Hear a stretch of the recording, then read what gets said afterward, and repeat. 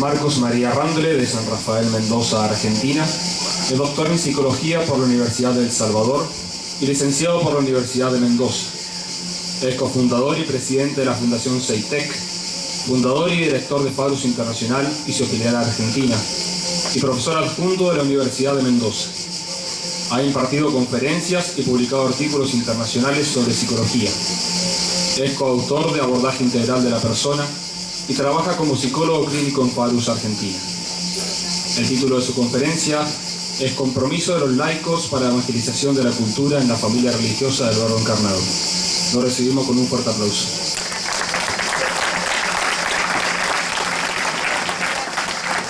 Hola. Hola, hola. ¿Se escucha bien ahí? Bien. Bueno, muchas gracias a todos. Gracias por este horario con este calor. Gracias al Padre Andrés. El Padre Andrés acaba de explicar lo que yo voy a decir, o lo que él espera que yo diga. Espero poder cumplir sus expectativas. Bueno, antes que nada, algunas aclaraciones antes de empezar con el tema.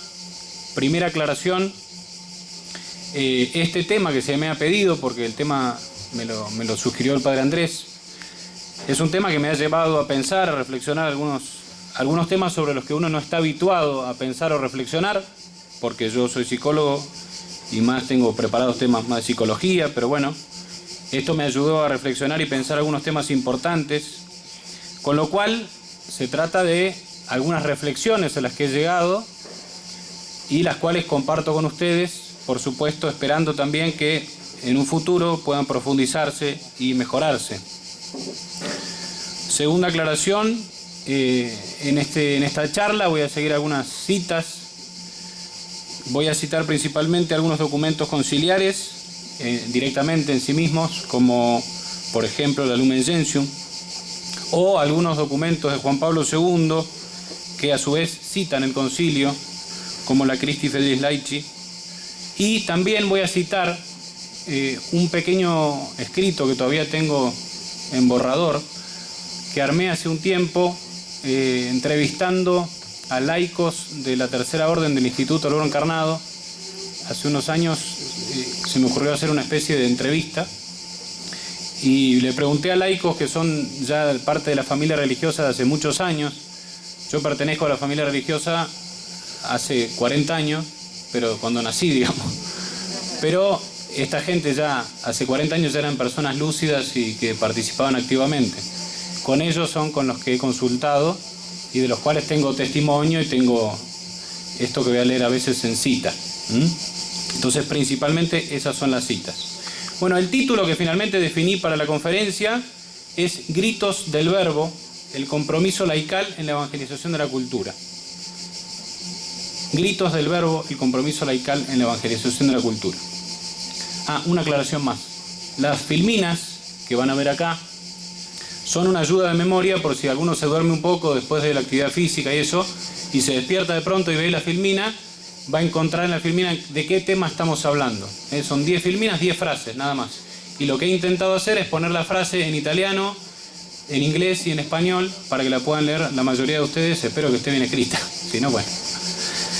Bien, para desarrollar este tema y esta conferencia, lo vamos a hacer de una manera muy simple.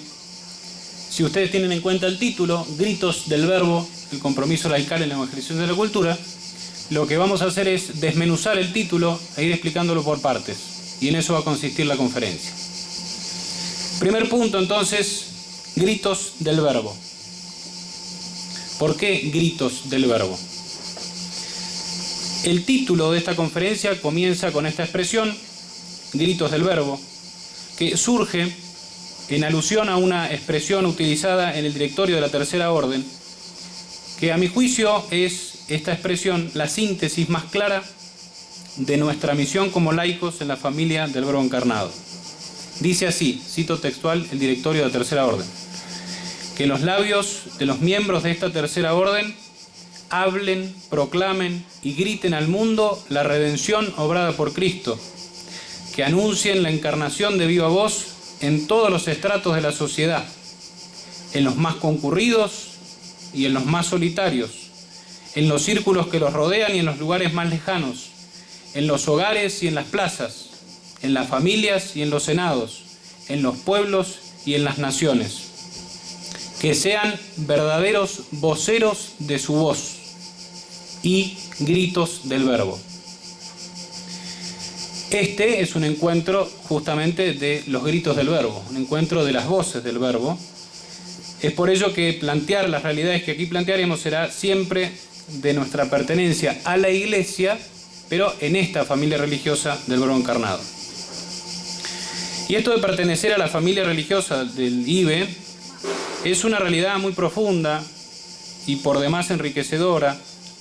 Es una forma clara a través de la cual el Espíritu Santo actúa constantemente. No se trata simplemente de una pertenencia partidaria o societaria, como quien es afín a un club de fútbol. Es algo mucho más profundo. No es un grupo humano simplemente que sigue a un líder humano. Se trata de una familia, porque así la llamamos familia, compuesta por seres humanos, con lo cual está compuesta por seres defectuosos, eso también es importante decirlo, empezando por mí mismo. Una familia, miembros de una iglesia y que se esfuerzan por seguir a Jesucristo. Es un medio que Dios ha querido para que seamos santos. Y acá cito textual a una de las laicas que consulté en aquel documento que les dije que iba a citar, que se llama Sonia Ibarra.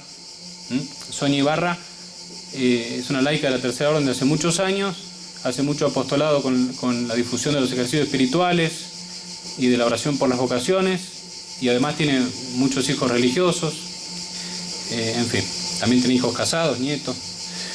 Y ella dice así, la cito: debemos infinitas gracias a los sacerdotes y a las religiosas y al Padre Vuela, y gracias a ellos mis hijos pudieron canalizar todos sus ideales de santidad y encontrar esa alegría por entregar todo a Cristo. Para ello tenemos todos los medios concretos para poder llegar a ser santos y unirnos a Jesús. Y esto es lo más importante que puede dar una congregación a su familia religiosa. Hasta ahí, Sonia Ibarra. Esta forma entonces específica de seguir a Jesucristo es un hecho por demás constatable por los años que nuestra congregación tiene, ya 40. Bien, por eso entonces, gritos del Verbo. Segundo punto, ¿qué es un laico? ¿Qué es un laico? Porque en el título habíamos dicho el compromiso laical, compromiso del laico. Entonces definamos qué es un laico. El Padre Vuela decía lo siguiente, citando documentos de la Iglesia, por supuesto: el laico tiene una misión especial: ordenar según Dios los asuntos temporales. El laico puede llevar la impronta del Evangelio a lugares donde no puede llegar el sacerdote o la religiosa. Llevar la sal y la luz a esos lugares. Esto citando a la Lumen Gentium. La misión del sacerdote debe ejercerse en la Iglesia, pero la misión del laico debe ejercerse en el mundo. El Concilio Vaticano II describe la condición secular de los fieles laicos, indicándola en primer lugar como un lugar en que le es dirigida la llamada de Dios. Allí son llamados por Dios. Allí. O sea, se trata de un lugar que viene presentado en términos dinámicos. Los fieles laicos viven en el mundo, esto es, implicados en todas y cada una de las ocupaciones y trabajos del mundo, en las condiciones ordinarias de la vida familiar y social de la que su existencia se encuentra como entretejida. Ellos son personas que viven la vida normal en el mundo. Estudian, trabajan, entablan relaciones de amistad, sociales, profesionales, culturales, etc. El concilio entonces considera su condición no como un dato exterior o ambiental, sino como una realidad destinada a obtener en Jesucristo la plenitud de su significado. Es más, afirma que el mismo Verbo encarnado quiso participar de la convivencia humana, santificó los vínculos humanos, en primer lugar los familiares, donde tienen su origen las relaciones sociales, sometiéndose voluntariamente a las leyes de su patria. Quiso llevar la vida de un trabajador de su tiempo, de su región. De este modo, entonces, el mundo se convierte en el ámbito y el medio de la vocación cristiana de los fieles laicos, porque él mismo está destinado a dar gloria a Dios y a Jesucristo. El concilio puede indicar entonces cuál es el sentido propio y peculiar de la vocación divina dirigida a los fieles laicos. No han sido llamados a abandonar el lugar que ocupan en el mundo. No es que se tienen que aislar, al contrario, tienen que hacer lo que hacen y hacerlo al modo cristiano. El bautismo no los quita del mundo, tal como lo enseña el apóstol Pablo. Hermanos, permanezca cada cual ante Dios en las condiciones en que se encontraba cuando fue llamado, sino que les confía una vocación que afecta precisamente a su situación intramundana. En efecto, los fieles laicos son llamados por Dios para contribuir desde dentro, a modo de fermento, dice, como hace el fermento en la masa, a la santificación del mundo mediante el ejercicio de sus propias tareas, guiados por el Espíritu evangélico, y así manifiestan a Cristo ante los demás, principalmente con el testimonio de su vida, con el fulgor de su fe, esperanza y caridad. De este modo, el ser y el actuar en el mundo son para los fieles laicos no solo una realidad antropológica y sociológica, sino también y específicamente una realidad teológica y eclesial. En efecto, Dios les manifiesta su designio en su situación intrahumana y les comunica la particular vocación de buscar el reino de Dios, tratando las realidades temporales y ordenándolas según Dios. Eso es un laico. Ahora bien, en el título, vuelvo al título, habíamos dicho el compromiso laical. Hablamos de compromiso. Entonces, ¿qué se entiende por laico comprometido? ¿Qué es un laico comprometido? Actualmente, cuando escuchamos la expresión laicos comprometidos, puede entenderse en un contexto que significa un fiel, supongamos que ayuda en la iglesia, en la parroquia, en alguna de sus muchas necesidades, da catequesis, cursos de formación, incluso cuestiones administrativas o organizativas, de actividades, etc., lo cual está muy bien y hay que hacerlo. Pero cuando nos quedamos solo con esto, nos damos cuenta que es una forma de reducir la función, la misión y la vocación del fiel laico dentro de la Iglesia. Todos los hijos de Dios tenemos la vocación de ser cristianos y cristianizar. Los sacerdotes a través de su ministerio, los religiosos por su camino propio y la gran mayoría de los cristianos, mujeres y hombres, en su importante e imprescindible papel específico. Jesucristo nos dice: vosotros sois la sal de la tierra, vosotros sois la luz del mundo. Lo dice a todos sus seguidores, no solo a los curas y a las monjas, lo dice a todos. Y el Catecismo de la Iglesia Católica dedica 16 puntos a recordarnos que todos los fieles estamos llamados a la santidad porque tenemos una vocación cristiana. Por ejemplo, en el número 898 dice: los laicos tienen como vocación propia el buscar el reino de Dios, ocupándose de las realidades temporales y ordenándolas según Dios. A ellos de manera especial corresponde iluminar y ordenar todas las realidades temporales a las que están estrechamente unidos, de tal manera que éstas lleguen a ser según Cristo, se desarrollen y sean para alabanza del Creador y Redentor. Y para terminar con este punto de qué es un laico comprometido, termino con una cita de otro laico al cual entrevisté, que es mi propio padre, que dice así: siempre con espíritu de príncipes, como decía el padre Huela, con motor propio, que seamos capaces de mover a otros para que a su vez ellos adquieran su propio movimiento. Así tiene que ser un laico comprometido, un laico que por sí mismo se mueve. No sirve el laico que solo está esperando hacer algo si el sacerdote, el párroco o alguien le dice lo que tiene que hacer. Por supuesto que tiene que consultar con el sacerdote, tiene que tener la buena guía de un director espiritual, pero el laico tiene que tener motor propio, si no, no sirve. Bien, ¿vamos bien hasta acá? Tutto bene, como manejo el italiano. Sigamos. ¿Cómo evangeliza la cultura un laico comprometido? Volvemos al título, acuérdense, Gritos del Verbo, el compromiso laical, ya hablamos del el laico comprometido, pero habíamos dicho en la evangelización de la cultura. ¿Cómo evangeliza la cultura un laico comprometido? ¿Cómo? ¿Cómo? Vamos a tratar de responder, es muy difícil. Ya en los primeros siglos de esta era, bajo el imperio pagano de Roma, los cristianos cambiaron todo desde dentro, tal y como describe el escritor Tertuliano, que era... Uy, no tomé nunca el mate, perdón, Bebu, llévatelo. Tertuliano, que era abogado de profesión, fue ordenado sacerdote después de su conversión al cristianismo. En un fragmento de su apologético decía así: nosotros, está hablando de los cristianos, somos de ayer. Sin embargo, llenamos vuestras ciudades, islas, fuertes, pueblos, consejos, así como los campos, tribus, decurias, el palacio, el senado, el foro. Solamente os hemos dejado vuestros templos.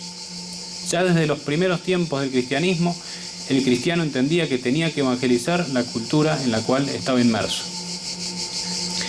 Evangelizamos la cultura como laicos, haciendo todo lo que puede hacer un laico. Ya dijimos, el laico está inmerso, supongamos, en una universidad, evangeliza ahí. Da clases en un colegio, evangeliza ahí.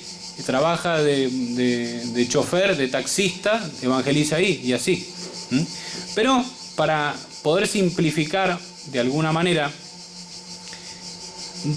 por lo menos dos realidades, dos maneras principales que a mi juicio han sido las que elegí, no digo que sean las únicas, ni absolutas, ni nada, pero que son, a mi juicio, de las más importantes, dos maneras para evangelizar la cultura como laicos comprometidos. En primer lugar, el matrimonio y la familia. Esta es la primera forma de evangelizar la cultura. Fíjense que el carisma propio de la congregación es, como ya dijimos, la evangelización de la cultura. Que esto, por supuesto, es uno de los tantos carismas del Espíritu Santo que están en la Iglesia, pero que de manera especial Dios ha querido que nuestra familia religiosa lo tome y se identifique con él. Pero el trabajo de la evangelización para los laicos comienza necesariamente en la familia. Voy a citar ahora otra cita del doctor Jorge Randle, mi papá. El espíritu de la congregación consiste en esencia, creo yo, en lograr vivir eso que siempre nos dijo el Padre Huela, lograr formar espíritus de príncipes, personas con principios, que sepan lo que quieren, que tengan un fin, que es la fe, y que esa fe sea creíble. Si esto no es así, nadie nos sigue. Y para que la fe sea creíble, tiene que haber obras. Y las obras son la caridad. Y la primera obra de caridad es la familia. La familia es el primer deber y en segundo lugar, servir en donde nos toque estar. Hasta ahí la cita. La nueva evangelización depende en gran parte de la iglesia doméstica y del mismo modo que están en relación el eclipse de Dios y la crisis de la familia, así la nueva evangelización es inseparable de la familia cristiana. De hecho, la familia es el camino de la iglesia porque es espacio humano del encuentro con Cristo. Con estas palabras, la encarnación es la más bella de todas las artes, es el complemento de todas las filosofías verdaderas, es el punto de partida de toda la historia. En derredor de ella se agrupan los destinos de las naciones y de los individuos. Jesucristo es el fundamento y nuestra vida debe fundirse en Él y en solo Cristo, y Cristo siempre, y Cristo en todo, y Cristo en todos, y Cristo todo. Porque la roca es Cristo y nadie puede poner otro fundamento. Si Cristo entonces logra ser el centro de nuestras vidas como laicos de la tercera orden, habremos logrado el fin propio de nuestro carisma, porque ya estaremos evangelizando la cultura con nuestra sola presencia en el mundo. Los frutos del amor a Cristo son visibles, nos constan.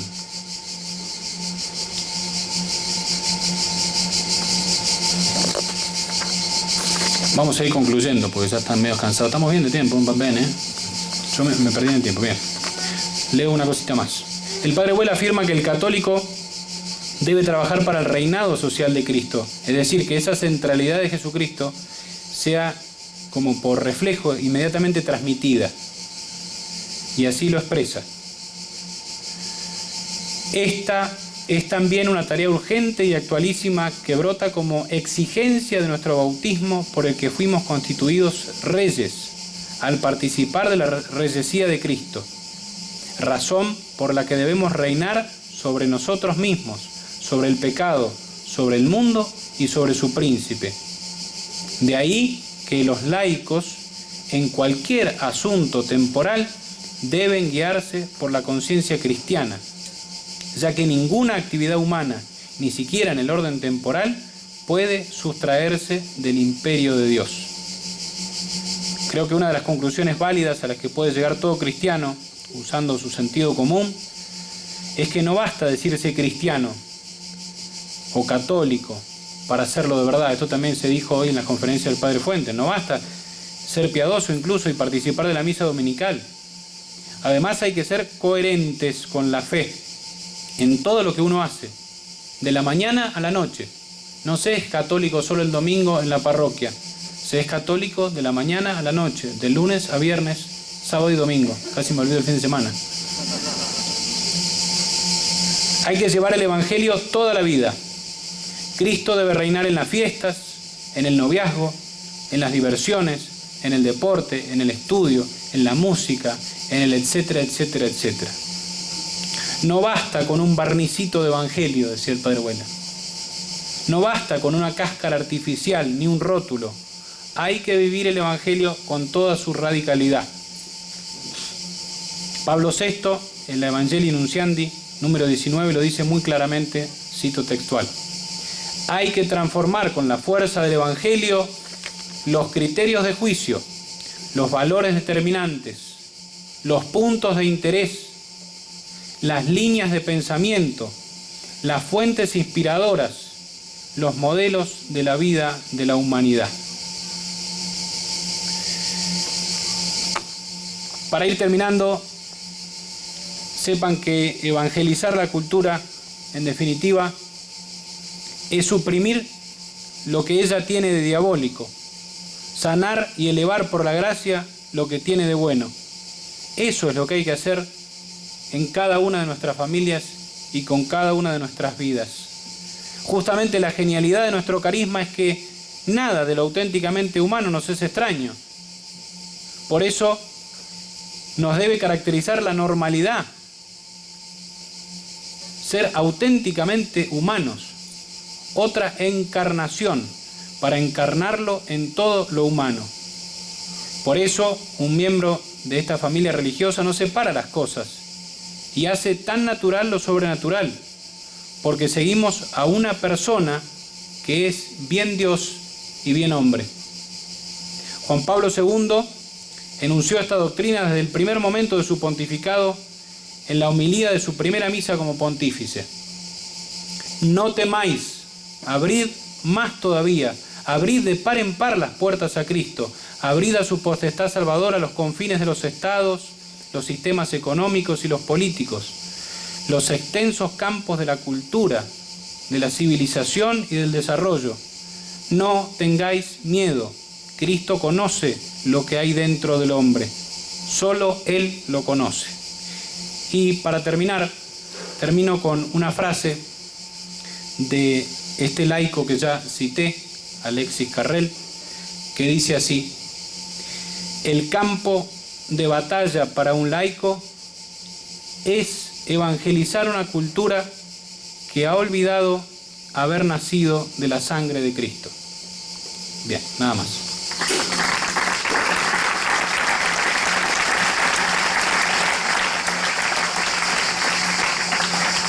Puede mover mismo, ser mismo, y que cómo no puede ser, bueno, puede ser en la escuela, en el trabajo, donde le pertenece el metro cuadrado. El compromiso cambia cuando uno se convierte o es, vamos a decir, coordinador, líder de un apostolado, de un ministerio, y si es, ¿qué diferencias hay entre, por ejemplo, mi compromiso de laico con mis amigos, compañeros de trabajo en el mundo secular, contra los miembros de Boches Verdes, si soy coordinador o de otro postulado, si soy maestro de la catequesis, como ese de ejemplo? Bien, bueno, muchas gracias por tu pregunta. Sí, cuando yo hablé del compromiso del laico, me refiero, o sea, el mejor criterio para entender esto es el criterio de la integridad. Criterio de integridad. Uno tiene que ser un laico comprometido, un cristiano católico comprometido, como dije, de lunes a domingo, las 24 horas. Por supuesto que se puede ayudar en un grupo, por supuesto que los grupos parroquiales, los mismos grupos de las voces del verbo, tienen coordinación, hay que gestionar, hay que organizar, hay que motivar, hay que invitar, hay que dar charlas a veces. Todo eso hay que hacerlo, por supuesto. Y eso es parte de la actividad del católico, el cristiano, que fomenta su propia formación y fomenta la formación de otros, transmite la verdad. Pero el principio de integridad te indica que ese mismo católico que ayuda en las voces del verbo, que dirige un grupo, que asiste a los demás, etc., es el mismo, por ejemplo, en su ámbito universitario. No es otro distinto. ¿Ok? Que tus compañeros de la universidad sepan con quién hablan, sepan que eres un testimonio vivo de Jesucristo. Lo entienden a su modo, pero lo entienden. Nosotros nos acordábamos el otro día con un compañero mío que somos psicólogos los dos y hicimos toda la carrera juntos en la universidad, y nos acordamos de esto, que los compañeros de la universidad, en los recreos, cuando tomábamos café, se hablaban de algunos temas o algo, se cuidaban muchísimo de hablar frente a nosotros de algunas cosas. No porque nosotros les hayamos dicho alguna vez explícitamente, mirá, no me gusta que hables de eso, yo soy católico. No, nada de eso. Pero se ve que, no sé, se transmitía. Y entonces se cuidaban mucho de hablar de alguna cosa que no tenían que hablar. La hablaban cuando no estaban. A eso me refiero, a dar testimonio en todos los niveles donde estés.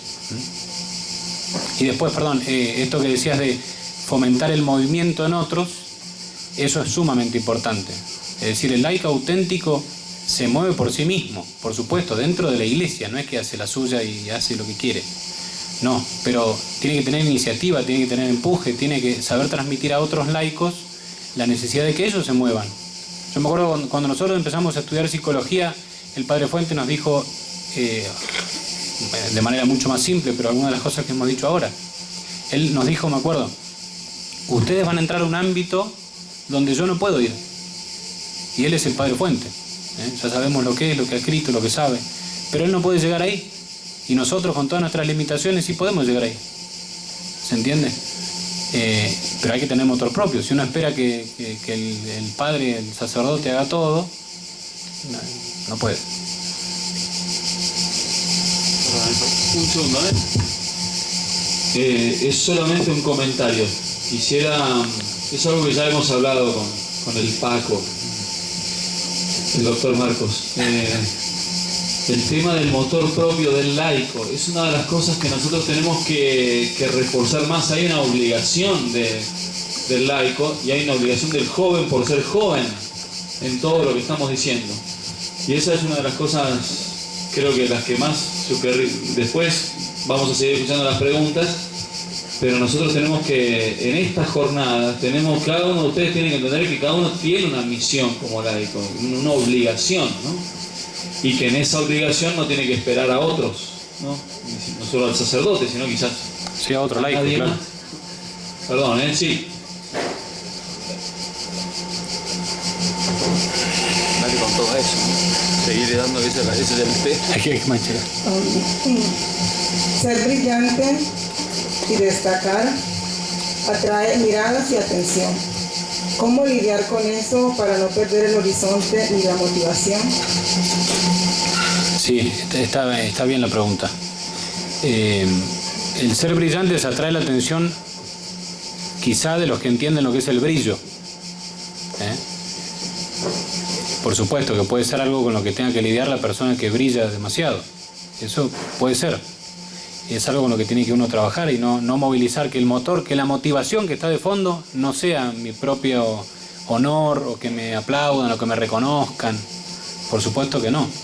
Uno tiene que trabajar sobre las motivaciones internas por las cuales hace lo que hace. Pero también es cierto que el laico que da testimonio, el laico que es sal y es luz, por lo general la sal, a los que no están acostumbrados a ella, les resulta desagradable. Lo mismo la luz encandila. Y esto suele pasar, es decir, en los ambientes, sobre todo en los ambientes del mundo, donde uno transmite o intenta transmitir la luz o la sal, genera discordias, persecución. De hecho es un buen signo, pero habitualmente, incluso debería ser casi como una regla absoluta, que al menos mínimamente alguien te diga algo en contra, alguien te persiga un poquito.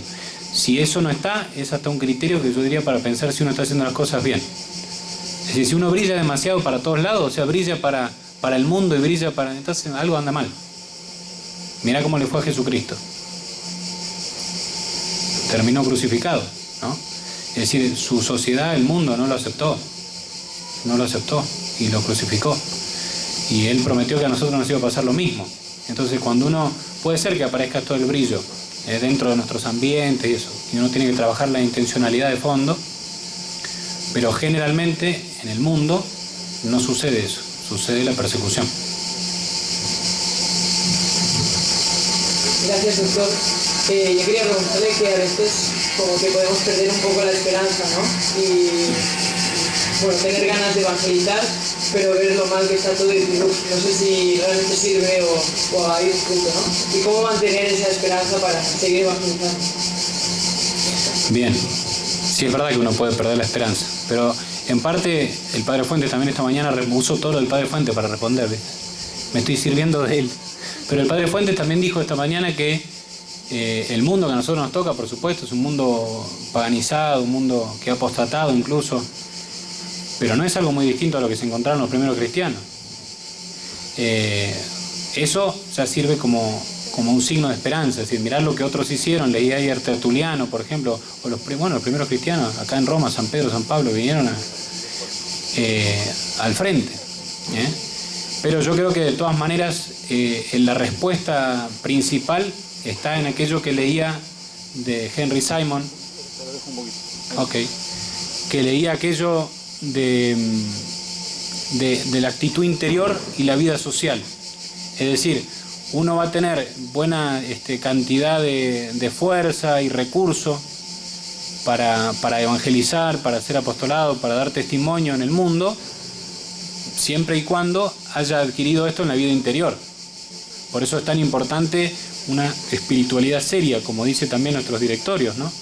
Tener una espiritualidad seria, es decir, tener dirección espiritual asiduamente, rezar, tener vida de oración, hacer las oraciones propias, no sé, Rosario, el Ángelus, la adoración al Santísimo. La vida espiritual, eso es muy importante. Si uno cree que esto es simplemente a fuerza humana, esto es una cuestión de fe. Estamos hablando de evangelizar, estamos hablando de un principio de fe, no un principio humano. Puede que a veces bajen las fuerzas cuando uno ve tanta decepción, pero también es cierto, por lo menos así lo hemos visto muchas veces, que cuando uno se obstina, digamos, en seguir esforzándose más allá de las dificultades, cada tanto también Dios consuela con alguna pincelada de consuelo externo. Es decir, a veces uno ve un fruto, y depende también de cada uno, pero a veces algunos necesitan ver más frutos para consolarse, otros no tanto. Pero a veces cada tanto uno ve eso, ve el fruto y eso sigue generando más entusiasmo. No sé si responde. Ok. No se escucha. No, Okay. salve, sono italiana io. Sì? Parlando dei modi che l'alto deve usare per evangelizzare la cultura, lei ha spiegato l'importanza della famiglia per la formazione di un laico. Mi è capitato che discutendo con delle ragazze loro parlassero di come la famiglia non serva, almeno la famiglia non la famiglia tradizionale, perché molte persone che crescono in famiglie tradizionali con un padre, con una madre, crescono male e che quindi qualunque tipo di famiglia può essere una buona famiglia, un uomo con un uomo, una donna con una donna, un cavallo, qualunque tipo di famiglia. Per questo volevo chiederle quali sono i dati che uno può portare per spiegare perché è così importante una famiglia tradicional per crescere un bambino, per crescere una persona. Gracias. Bueno, muchas gracias por la pregunta, muy amplia igual, pero está bien la pregunta, voy a intentar responder. Ciertamente que la familia natural, así como Dios la hizo, los hizo varón y mujer, uno con una para siempre, son claramente los principios que ayudan al buen desarrollo humano simplemente de la persona. El desarrollo humano desde el punto de vista afectivo, psicológico, incluso fisiológico, se dan notablemente en perfección en la familia natural. Por ejemplo, uno puede pensar, bueno, lo más importante para un ser humano que nace ahí pequeñito, está ahí el bebé, necesita comer, necesita que le cambie los pañales, necesita que lo higienice y listo, no necesita más nada. Bueno, eso es una falsedad y una cosa que está por demás demostrada. Cuando los niños nacen y por alguna razón pierden a su mamá, sucede un fenómeno muchas veces que se llama depresión anaclítica. Depresión anaclítica es un tipo de estado depresivo, estamos hablando de una depresión, pero de un recién nacido, donde el niño empieza a perder el peso, empieza, a pesar de que es alimentado con el mismo alimento que el chiquito que tiene a su mamá. Sin embargo, se deprime, pierde fuerza e incluso a veces puede llegar a la muerte el bebé. Ese, por ejemplo, es un indicador de la realidad necesaria de una madre, de la madre. Por demás demostrado está también, por ejemplo, todo el tema de la autoestima. Hoy se habla mucho de la autoestima, del estimarse uno mismo como la estructura sólida de la personalidad. Todo eso tiene su origen, la forma que uno tiene de estimarse a sí mismo, tiene su origen en los primeros vínculos del apego, en lo que se llama el apego, que es el vínculo de relación entre un niño y su mamá. Principalmente, y sobre todo al principio de los estadios de la vida, con su mamá. El niño genera conductas que son son naturales en él, buscando cierta connaturalidad con esas respuestas que da su mamá. Por ejemplo, llora, tiene el llanto, más adelante el balbuceo, el intento de hablar o seguir los gestos de la mamá. Acá había algunos bebés en estos días, tiene esa capacidad de seguir el rostro humano, el niño, el seguir el rostro de su mamá, la seguridad que eso le genera. Bueno, todo eso va desarrollando el vínculo del apego, que está por demás estudiado que necesita el vínculo con su mamá. Más adelante, por supuesto, también la participación del papá. Pero si un niño naciese o se criase solo con dos papás, supongamos, o dos mamás, no generaría esto. Porque también está la fase complementaria. Es decir, bueno, uno puede decir, bueno, pero tuvo la mamá, se hizo una inseminación artificial, pero es lesbiana, está casada con la novia, y todas esas cosas que pasan hoy, o alquiló un vientre, ni siquiera el de ella. O, supongamos que lo tuvo ella, lo crió, le dio de mamar y todo. Ese chico va a generar un vínculo con su mamá a nivel afectivo, pero no va a poder tener el efecto necesario del vínculo con un papá varón, que lo necesita, naturalmente lo necesita, porque la figura de otra mujer no puede suplir aquello. Y así tenés muchísimos argumentos para sostener que la familia natural es la principal y única y lo que Dios quiso.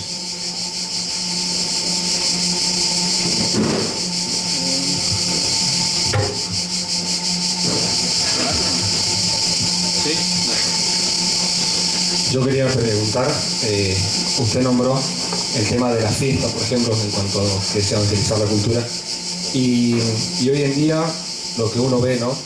Que muchos católicos viven, van a misa, tienen turno de oración, rezan rosario todos los días, pero sobre todo los jóvenes, el modo de festejo es lo mismo que el mundo, ¿no? Entonces un casamiento es lo mismo que un boliche, un cumpleaños de 15. En donde uno encuentra ejemplos de cómo festejar bien, porque festejar es necesario y hay que hacerlo bien, pero ¿dónde uno puede encontrar buenos ejemplos para decir, bueno, quiero que mi casamiento sea de tal forma, donde se baile, donde se viva bien, pero que pueda estar, por así decirlo, Cristo presente, como la boda de Caná, o que las puntadas y las diversiones sean sanas y divertidas y atraigan realmente? ¿Te vas a casar? Dios quiera. Está planificando su boda, ¿eh? Bueno, por supuesto que todo esto es para evangelizar las fiestas, para evangelizar propiamente la fiesta. Vuelvo a lo mismo, es toda acción humana, en este caso la fiesta, es una respuesta, digamos, humana, una acción humana que brota de una intención específica, ¿entendés? Entonces, si la persona es virtuosa, va a festejar regido por la virtud, va a festejar de manera moderada. Eso yo entiendo lo que vos decís. Yo me acuerdo de un casamiento donde muchos habían quedado escandalizados, y espero que ustedes no se escandalicen, pero un casamiento que yo fui, y una misa súper solemne, no sé lo que era, parecía que se casaba la reina de Holanda, no sé. Todo un casamiento, bueno, pero la reina de Holanda es protestante, ¿no? Pero toda una misa solemne, los monaguillos eran unos señores, pero no sé lo que era. Parecían, no sé, de yeso, así. No se les movía un dedo de ahí en la mano. Y terminó la misa y fuimos a la fiesta, todos los monaguillos estaban borrachos, tirados en el piso. Eso es lo que vos decís, no hay una coherencia, lo que yo hablé de la coherencia. Entonces, obviamente que para vivir las fiestas, lo que tiene que regir es la virtud. Por supuesto que en el caso de tu casamiento, dependerá de la organización, de la virtud de los que organizan, pero también de los que participan. Es decir, de pronto, tiene que haber vino o algo para tomar en tu fiesta. ¿Me vas a invitar o no? Tiene que haber algo para tomar, tiene que haber buena música, por supuesto, tiene que bailar, todo eso está perfecto, pero tiene que haber todo regirse por la virtud. Vos podés acompañar desde el ambiente, por supuesto, favorecer a que eso suceda. Por ejemplo, yo me acuerdo en mi casamiento, que bueno, lo voy a contar, pero me hiciste acordar. En mi casamiento, lo que hicimos fue, el momento del baile, no se apagaron las luces, fue con luces. Porque vieron que cuando viene el baile apagan las luces y ponen luces de boliche, así, todo oscuro. Y todo eso, no sé, no fomenta buenas cosas. Entonces, dejamos las luces encendidas. Vos podés favorecer desde el ambiente, podés generar alguna disposición, pero dependerá de la buena disposición de los que van. Si tenés buenos amigos, va a estar todo bien.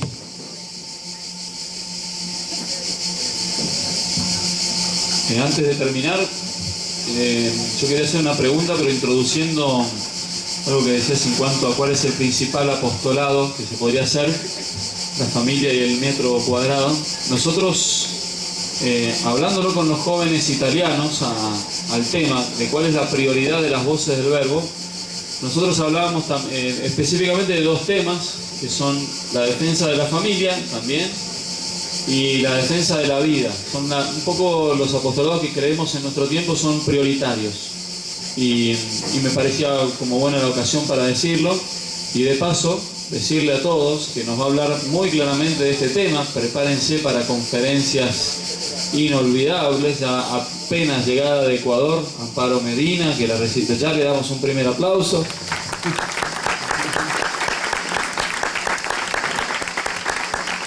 Ya van a saber quién es y ya nos va a contar lo que hace.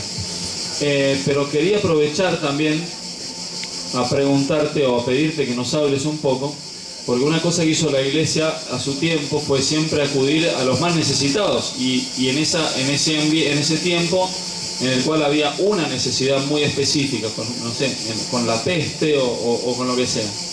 Y en nuestro tiempo, una cosa que está haciendo Marcos es asistir a la verdadera miseria, si se quiere, al verdadero dolor y sufrimiento de nuestro tiempo, del que no se habla, que son lo que podemos decir las enfermedades mentales.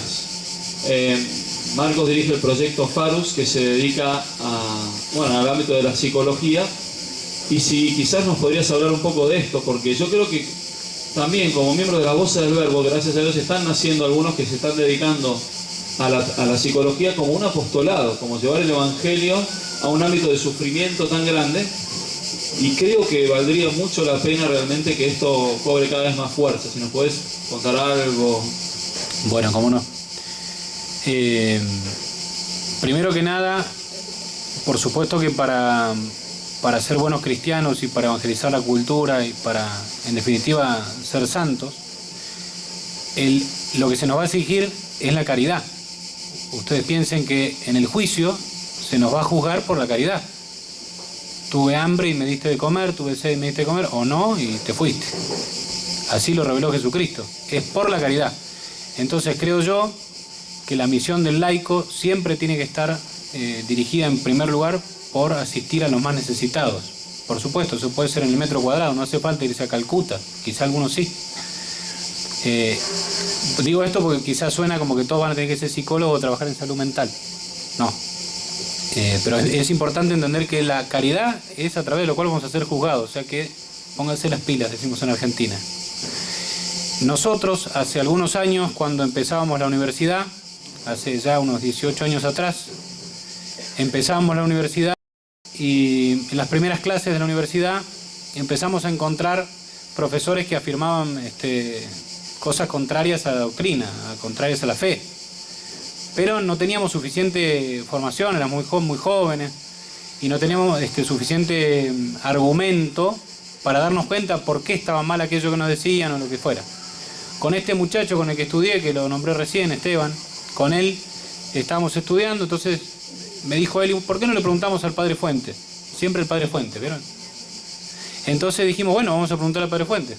Y fui un día a verlo y le planteé esto y le dije, mire padre, pasa esto, tenemos estas dudas.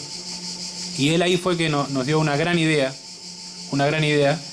y él nos dijo, no va a servir de nada que yo hoy les responda estos temas sobre la psicología, hay que armar un grupo de estudio, que sea sistemático, que se den el tiempo, para que ustedes a lo largo de la universidad tengan una formación sólida que acompañe la mala formación que pueden recibir en la universidad.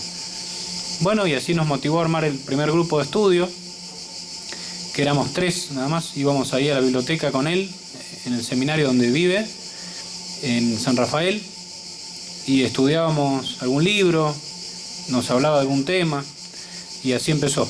Y bueno, poco a poco empezamos a armar un grupo de estudio cada vez más fuerte, se empezaron a unir más estudiantes de la universidad, algunos católicos que buscaban también las mismas respuestas que nosotros, otros que no eran tan católicos, pero buscaban también un poco la verdad, y otros que iban de curioso, pero empezó a ir mucha gente, y así con el tiempo, bueno, fue creciendo hasta que en la medida que nos empezamos a formar como profesionales, empezar a trabajar como psicólogos, decidimos armar un equipo de trabajo de profesionales católicos y que eso no quedara como en un recuerdo muy lindo de cuando éramos estudiantes, ¿te acordás del grupito de formación?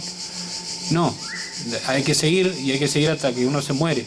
Entonces dijimos, ¿por qué no armamos un equipo de trabajo? Bueno, ese equipo empezó, obviamente, con pocos profesionales y finalmente, bueno, fue creciendo y hoy tenemos una sede clínica bastante importante en esa ciudad de San Rafael, Mendoza, con muchos psicólogos, médicos de otras especialidades, fonoaudiólogos, psicopedagogos y otras ramas, otras disciplinas que colaboran con nosotros. Y se trabaja en muchos dispositivos de trabajo. Hay un centro de rehabilitación para pacientes psiquiátricos, hay un grupo de trabajo para padres que han perdido a sus hijos por la muerte.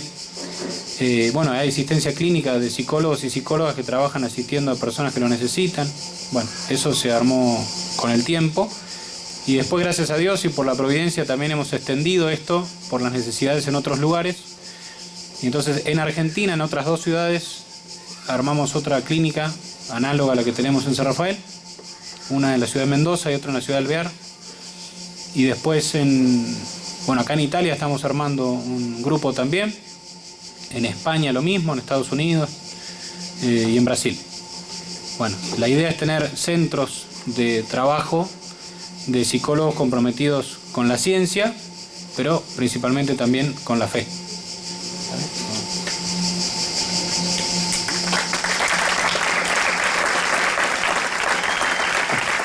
¿Vale?